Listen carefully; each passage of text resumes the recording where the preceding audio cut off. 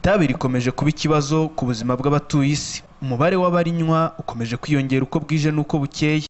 Kuba abarinywa bashaka kurivaho bikabananira ni kimwe mu bituma ingaruka zaryo ku buzima bwa muntu zibanda kumirwa. Abavuzi ba gakondo bibumbiye muri koperative African Cultural Medicine bemeza ko bavumbuye umuti uvura ububata bw'itabi mu gihe kitarenze amasaha 2. Ibi ngo ni umusaruro w'ubushakashatsi bakoze mu buhanga bwabo bwa gakondo. Sibomana Jean Bosco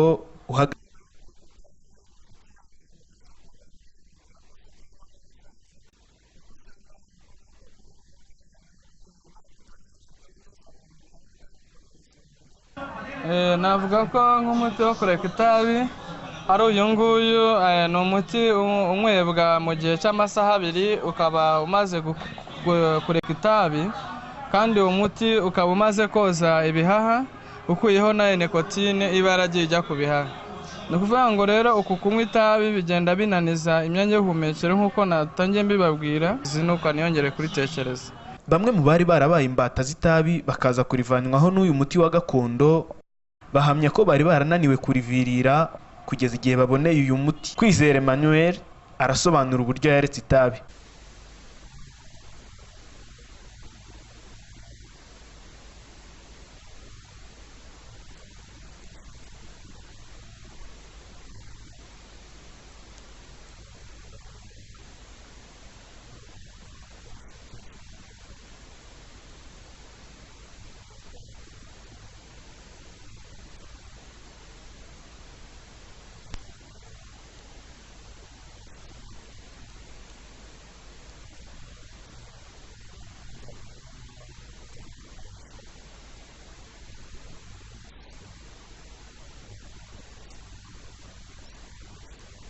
Aba bavuzi ba gakondo bamagana biyitirira ubuvuzi bwabo bakabuvanga n'ubupfumu cyangwa ubundi butekamutwe bwashyira ubuzima bw'ababagana mu kaga.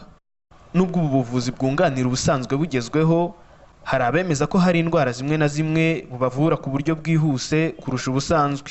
Ndagijimana Innocent yemera ko yari afite ikibazo cy'umubyibuho ukabije, ariko yanywa ikinyobwa cyitwa igisura ahawe n'aba bavuzi agatakaza ibiro ku buryo bugaragara.